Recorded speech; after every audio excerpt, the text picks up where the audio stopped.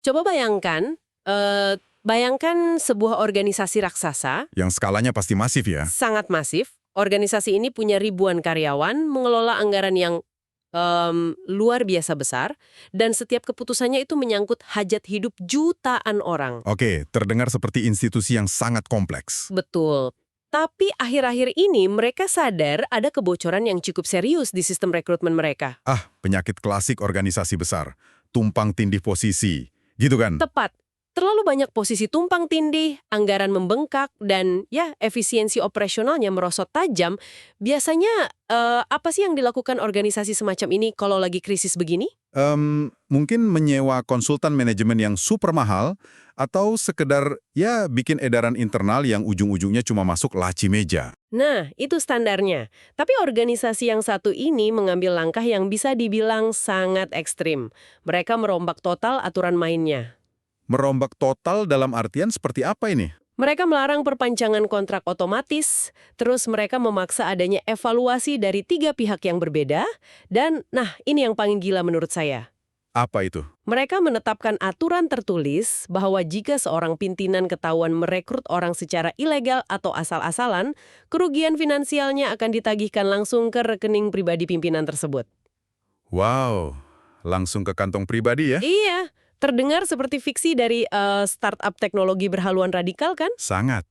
Tapi saya tahu arah pembicaraan ini. Percaya atau tidak, organisasi itu adalah pemerintahan sebuah negara. Wow. Selamat datang di sesi bedah dokumen kita hari ini, sebuah penjelajahan wawasan yang emang dirancang khusus untuk Anda yang selalu mencari perspektif baru dalam manajemen dan efisiensi. Dan hari ini kita punya materi yang sangat menarik. Ya, kita akan membedah sebuah dokumen yang sama sekali tidak biasa untuk mengekstrak taktik manajemen sumber daya, efisiensi, dan level akuntabilitas yang mungkin bisa Anda tiru atau justru Anda hindari di perusahaan Anda sendiri. Dan dokumen yang jadi sumber utama kita hari ini tuh masih sangat segar, baru banget keluar. Silakan, dokumen apa yang kita bahas ini? Kita sedang membicarakan Dekreto Lei NUO 3/2026 atau Dekret Hukum Nomor 3 Tahun 2026 dari Republik Demokratik Timor Leste. Yang diterbitkan tanggal 3 Februari 2026 lalu ya?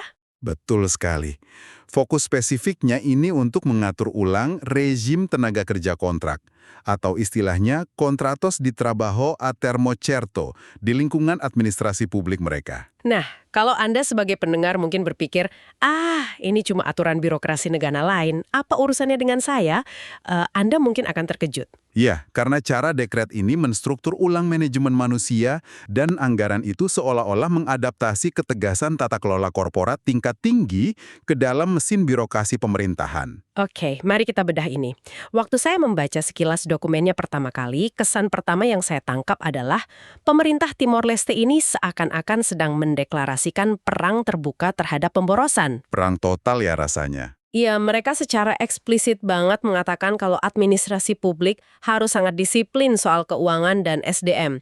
Tapi apa yang sebenarnya membedakan aturan baru ini dari kebijakan-kebijakan HRD pemerintahan pada umumnya? Yang sangat menarik di sini adalah pergeseran filosofinya. Di banyak negara, rekrutmen di sektor publik itu seringkali terjebak pada rutinitas administratif aja. Maksudnya asal ada slot kosong langsung diisi gitu ya? Nah, iya, asal ada sisa anggaran, posisi dibuka. Dekret ini membalik logika tersebut dengan memasukkan prinsip biaya manfaat atau cost benefit yang sangat kental. Berarti ini udah kayak perusahaan komersial dong mikirnya. Persis. Di awal-awal dokumen itu ditegaskan bahwa setiap kontrak harus punya justifikasi tertulis mengenai hubungan antara kualitas dan biaya. Negara secara sadar memposisikan anggaran publik itu sebagai investasi yang wajib, mutlak, menghasilkan return on investment atau ROI yang terukur. Menarik. Jadi nggak bisa lagi ada alasan rekrut orang cuma karena kasihan atau tim ngerasa keteteran. Sama sekali nggak bisa. Anda tidak bisa lagi sekedar merekrut tenaga tambahan karena alasan subjektif seperti tim sedang sibuk.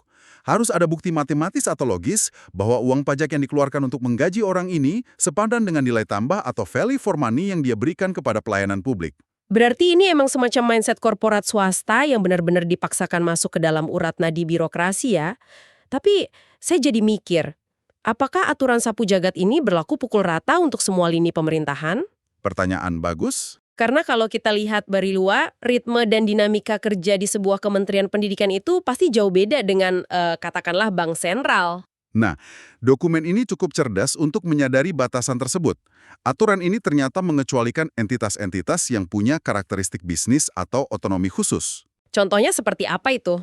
Misalnya perusahaan umum atau BUMN, Badan Regulasi Independen, dan tentu saja Bank Sentral Timor Leste. Mereka ini tidak tunduk pada dekret ketat yang sedang kita bahas. Loh, kenapa begitu? Bukankah justru di BUMN dan bank sentral itu perputaran uang dan gajinya paling besar? Kalau tujuannya emang efisiensi nasional, kenapa institusi-institusi raksasa ini malah dilepas dari aturan? Kalau kita lihat dari sisi dinamika pasar tenaga kerja, pengecualian ini sebenarnya masuk akal banget.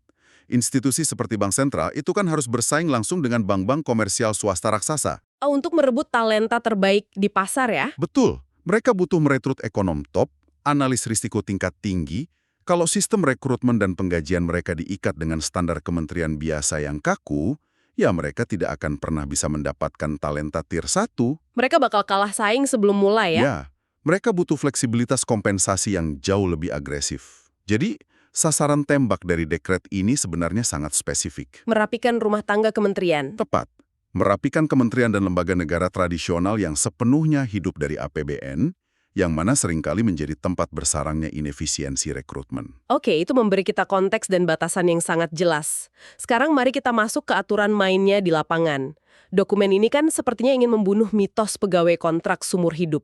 Penyakit birokrasi di mana-mana itu. Iya kan? Kita sering dengar ada orang yang statusnya pegawai kontrak, tapi udah kerja belasan tahun di meja yang sama tanpa ada kejelasan karir. Bagaimana persisnya aturan baru ini membatasi hal tersebut? Mereka memasang timer yang benar-benar tidak bisa ditawar. Total durasi kontrak, ini sudah termasuk semua perpanjangannya ya, itu dibatasi maksimal 60 bulan. 60 bulan? Berarti persis 5 tahun maksimal? Tepat 5 tahun. Dan di dalam rentang waktu 5 tahun itu, kontrak hanya boleh diperpanjang maksimal 4 kali. Wow, itu batas yang sangat kaku. Apa filosofi di balik pembatasan ini? Filosofinya sangat sederhana. Pekerjaan dengan skema kontrak waktu tertentu, itu sejatinya didesain untuk proyek transisi atau kebutuhan yang sifatnya sementara. Masuk akal. Nah, kalau setelah 5 tahun berturut-turut posisi tersebut ternyata masih krusial bagi instansi, berarti secara logika itu bukan lagi pekerjaan sementara. Itu pekerjaan permanen yang disamakan jadi kontrak. Persis. Posisi itu seharusnya dilebur menjadi struktur kepegawaian permanen melalui seleksi resmi pegawai negeri. Ini tuh semacam paksaan sistemik bagi pimpinan unit untuk mulai berpikir strategis soal perencanaan kapasitas jangka panjang. Daripada sekedar memperpanjang kontrak bawahan secara otomatis tiap akhir tahun karena merasa kasihan, atau cuma karena kebiasaan ya? Betul. Menghentikan mode autopilot dalam HRD pemerintahan. Nah, bicara soal perpanjangan kontrak ini, ada satu pasal yang bikin saya senyum sendiri pas ngebaca dokumennya. Pasal yang mana tuh? Di dunia kerja sehari-hari, Anda dan saya pasti sering banget lihat fenomena yang namanya scope creep. Oh, pembengakan job desk ya? Iya, misalnya gini, seseorang awalnya direkrut jadi staf admin biasa. Masuk tahun kedua, karena dia kelihatan pinter dan rajin, bosnya mulai nyuruh dia bantu riset data. Terus, tahun ketiga nambah lagi tugasnya. Betul, tahun keempat, lewat kertas perpanjangan kontrak yang sama persis kayak awal dia masuk, dia tiba-tiba secara de facto udah memimpin proyek IT strategis tanpa pernah diuji kompetensinya untuk posisi semacam itu. Bukankah dekret ini punya semacam obat penawar untuk kebiasaan buruk itu? Iya, itu diatur secara khusus dan tertulis. Dan ini, menurut saya, adalah salah satu pasal favorit saya dari seluruh dekret ini. Disinilah bagian yang sangat menarik. Aturan menyebutkan bahwa jika dalam proses perpanjangan kontrak ternyata ada perubahan pada deskripsi pekerjaan atau term of reference sebesar lebih dari 50%, Stop, nggak boleh dilanjut. betul, maka stop. Kontrak itu secara hukum tidak boleh sekedar diperpanjang. Berarti harus bikin kontrak baru untuk orang yang sama. Bukan cuma kontrak baru, instansi tersebut wajib menutup total proses perpanjangan. Dan mereka harus membuka lowongan rekrutmen baru dari nol untuk posisi yang sudah berubah wujud tersebut. Itu luar biasa. Bayangkan kalau aturan ini diterapkan ketat di korporat swasta. Seringkali atasan kan menumpuk tanggung jawab baru ke karyawan kontrak yang penurut tanpa harus membuka persaingan yang sehat di pasar. Ya, ini memaksa transparansi. Tapi tunggu dulu. Dari sudut pandang birokrasi praktis, Mengulang rekrutmen dari nol itu kan panjang sekali prosesnya. Harus ada pengumuman publik selama 15 hari, sortir CV, wawancara, verifikasi berkas. Apa tidak ada pengecualian kalau tiba-tiba menteri butuh orang besok pagi karena ada krisis? Tentu pembuat kebijakan memikirkan hal itu. Disitulah mereka menyediakan mekanisme yang disebut rekrutamento eksepsional atau perekrutan pengecualian. Oke, semacam jalur cepat ya. Iya, jika situasinya benar-benar darurat atau negara sangat membutuhkan spesialis tingkat tinggi yang keahliannya langka, pimpinan tertinggi atau dirigente maksimo bisa memotong kompas rekrutmen panjang tadi. Tunggu dulu. Sebagai orang yang skeptis melihat birokrasi, bukankah label keadaan darurat ini justru seringkali menjadi celah klasik untuk menyelundupkan nepotisme? Pimpinan tinggal bilang, oh ini situasi darurat, saya butuh keponakan saya masuk kantor hari ini juga. Bagaimana dekret ini mencegah surat darurat itu cuma jadi stempel karet? Itulah mengapa jalur cepat ini dipasangi semacam kawat berduri birokrasi. Pimpinan tidak bisa sekedar membuat memo internal satu paragraf. Harus ada justifikasi tertulis yang sangat mendetail dari pihak HRD yang membuktikan dua hal krusial. Apa saja itu? Pertama, mengapa situasi ini secara objektif masuk kategori darurat atau sangat mendesak? Kedua, mengapa kandidat spesifik ini adalah satu-satunya profil yang paling masuk akal untuk ditarik saat itu juga? Dan ini harus lengkap dengan verifikasi portofolio yang ketat. Jadi harus ada rekam jejak tertulis yang solid. Betul. Dokumen justifikasi ini nantinya akan menjadi objek audit. Jadi kalau di kemudian hari terbukti status darurat itu direkayasa, rekam jejak tertulisnya akan langsung menunjuk pada pimpinan yang menandatanganinya. Menarik sekali. Jadi fleksibilitas tetap ada di dalam sistem, tapi risikonya dialihkan sepenuhnya ke pundak pembuat keputusan. Tepat. Bicara soal risiko dan nilai, mari kita masuk ke topik yang paling sering memicu perdebatan di dunia kerja profesional. Strategi pengajian. Ini selalu jadi bagian yang paling sensitif. Sangat sensitif. Nah, di lampiran dokumen ini, saya melihat ada pemisahan yang sangat detail antara kompensasi untuk pekerja lokal dan internasional. Tapi sebelum ke sana, saya perhatikan ada aturan yang cukup unik untuk pekerja harian jangka pendek. Apa rasionalisasinya? Jika kita hubungkan ini dengan gambaran besarnya, pemerintah sedang mencoba berlaku adil tapi juga efisien. Untuk pekerja harian lepas, dekret membatasi mereka maksimal hanya boleh dibayar untuk 22 hari kerja dalam sebulan. Asumsinya 22 hari itu hari kerja normal dikurangi akhir pekan ya? Ya, kecuali ada persetujuan lembur yang sah. Tapi yang brilian menurut saya, ada kewajiban hukum untuk menambahkan ekstra 15% dari tarikh harian mereka. Ekstra 15%? Untuk apa itu? Bonus kinerja? Bukan. Tambahan 15% ini adalah bentuk kompensasi finansial langsung karena mereka, sebagai pekerja lepas, tidak berhak atas fasilitas cuti tahunan, cuti sakit berbayar atau tunjangan hari raya seperti yang didapat pegawai permanen. Wah, ini praktik kompensasi yang sangat rapi dan manusiawi. Di banyak perusahaan swasta yang saya tahu aja, pekerja lepas seringkali tidak mendapat kompensasi apapun atas hilangnya hak cuti mereka. Mereka dibayar murni berdasarkan presensi kehadiran. Betul, tidak kerja ya tidak dibayar. Dengan mengonversi ketiadaan cuti itu menjadi persentase uang tunai yang ditambahkan ke tarif harian, ini kayaknya bisa menghilangkan rasa ketidakadilan di lapangan ya. Lalu bagaimana dengan negosiasi gaji untuk posisi yang lebih strategis? Apalagi kalau kita bicara merekrut ahli teknis dari luar negeri. Nah, ini kompleks. Ya kan kita tahu harga spesialis global itu patokannya standar dolar. Apakah ada batas maksimal di dekret ini?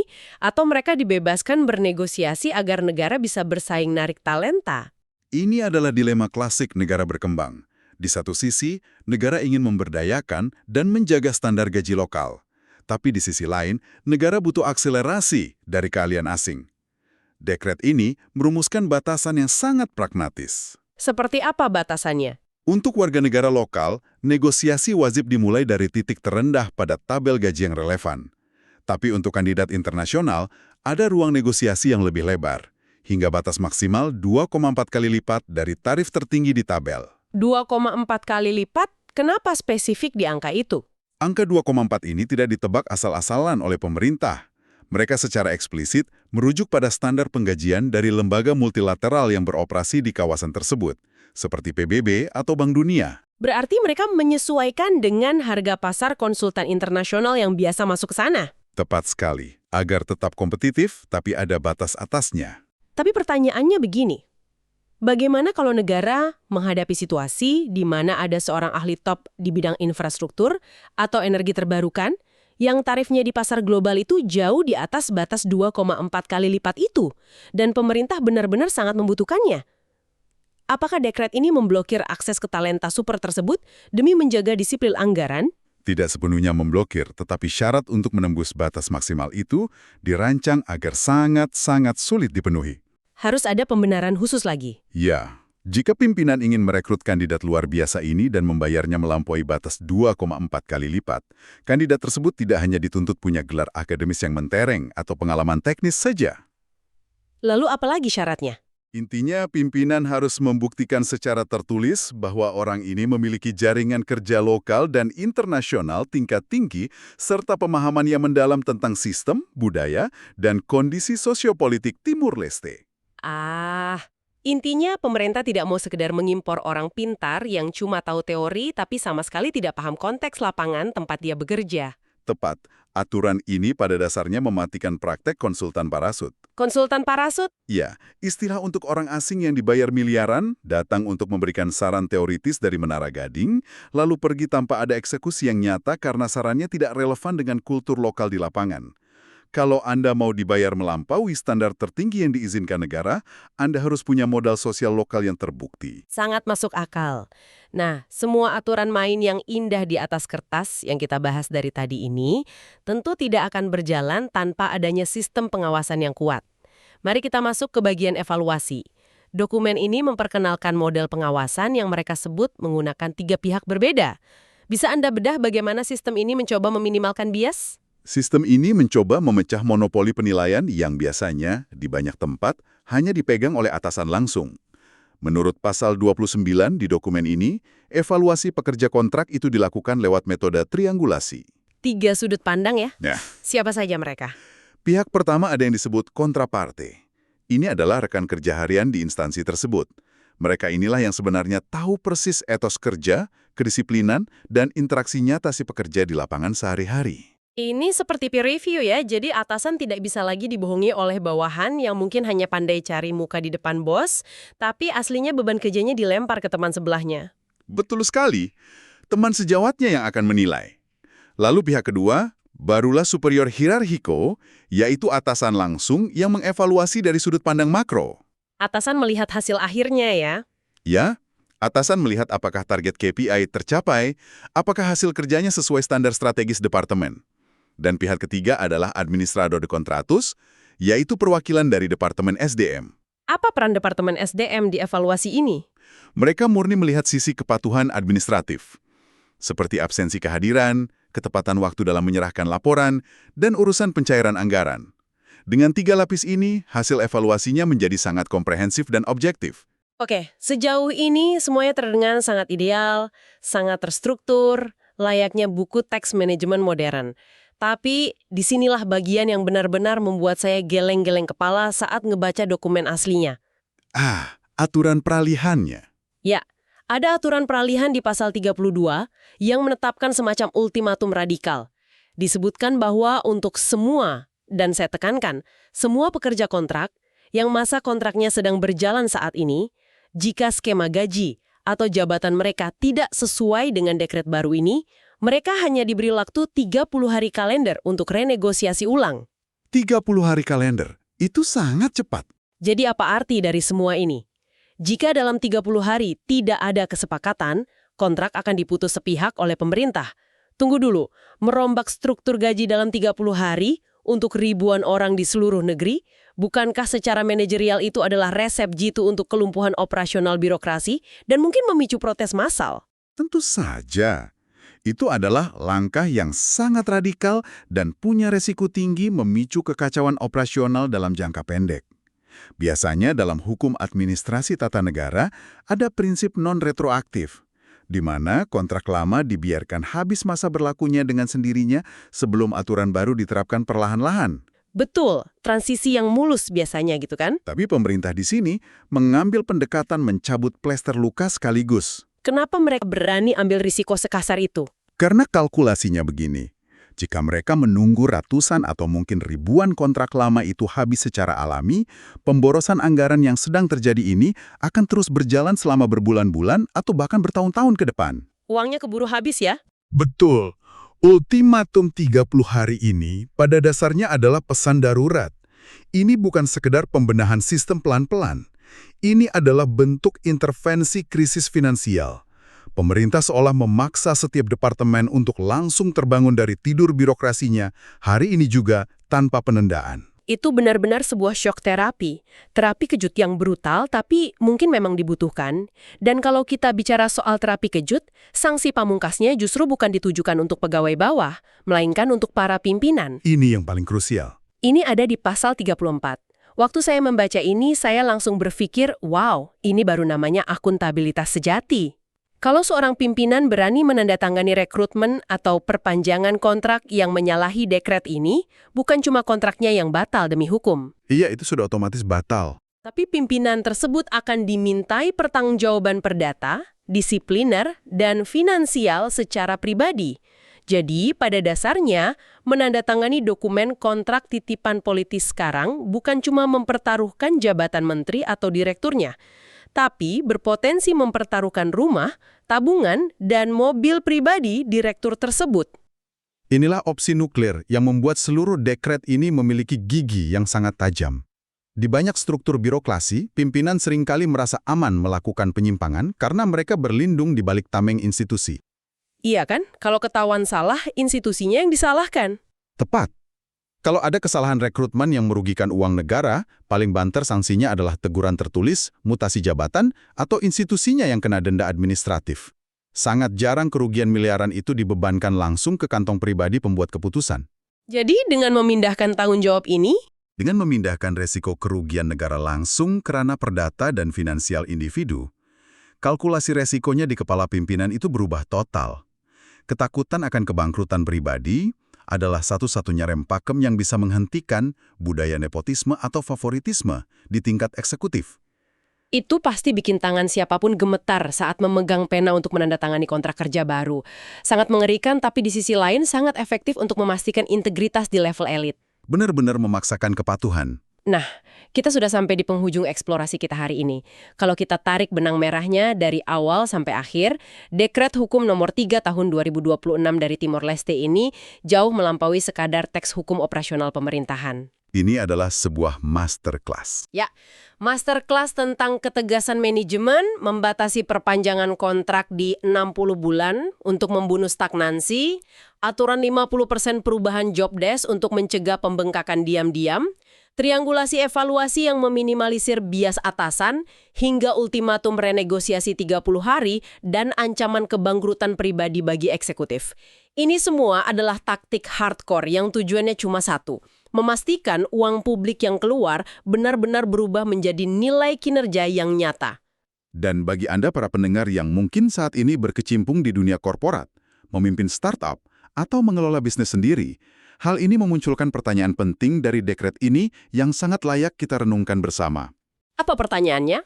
Sepanjang diskusi tadi, kita melihat bagaimana pemerintah negara ini memaksa pimpinannya menanggung risiko finansial pribadi jika mereka ceroboh merekrut orang. Coba bayangkan sejenak, apa jadinya kalau konsep ini diadaptasi secara penuh oleh perusahaan swasta raksasa atau startup teknologi masa kini? Wah, itu ide liar.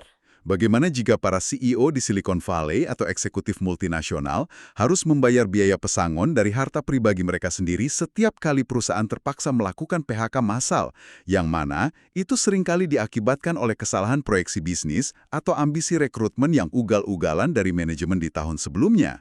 Itu akan mengubah segalanya. Apakah kita masih akan melihat budaya ekspansi buta seperti sekarang? Bagaimana lanskap bisnis dan rasa hormat perusahaan terhadap nasib karyawannya akan berubah secara drastis jika kulit para eksekutif itu juga ikut terbakar saat terjadi kesalahan strategi? Itu skenario what if yang sangat tajam untuk direnungkan. Kalau eksekutif yang langsung menanggung kerugian dari salah rekrut, saya yakin 100% proses rekrutmen di perusahaan teknologi akan jauh lebih hati-hati, terukur, dan berkelanjutan. Pasti, mereka akan berpikir ribuan kali sebelum overhiring. Pasti. Terima kasih banyak untuk Anda yang sudah meluangkan waktu untuk ikut penjelajahan wawasan bersama kami hari ini. Membedah satu dokumen hukum kecil tapi berhasil menemukan wawasan manajemen sebesar ini. Sungguh pengalaman yang menyenangkan. Sangat mencerahkan. Kami harap sesi ini memberi Anda amunisi baru untuk melihat strategi operasional dan akuntabilitas di tempat kerja Anda dengan kacamata yang sama sekali berbeda. Teruslah penasaran, terus tantang status quo di sekitar Anda, dan yang terpenting, jangan pernah berhenti belajar. Sampai jumpa di penjelajahan wawasan kita selanjutnya.